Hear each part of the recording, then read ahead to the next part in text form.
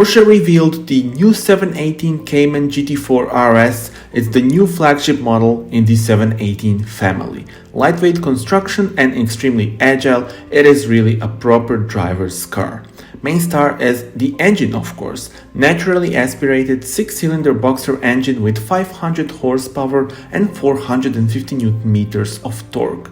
718 Cayman GT4 RS sprints from 0 to 100 in only 3.4 seconds and has a top speed of 315 km per hour.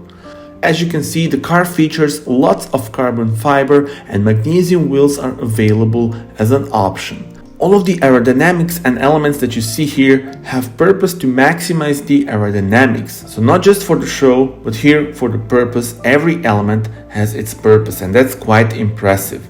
Lap time on Nürburgring more than 23 seconds faster than its sibling, the Cayman GT4. How impressive is that? Tell me in the comments how do you like it and subscribe for more.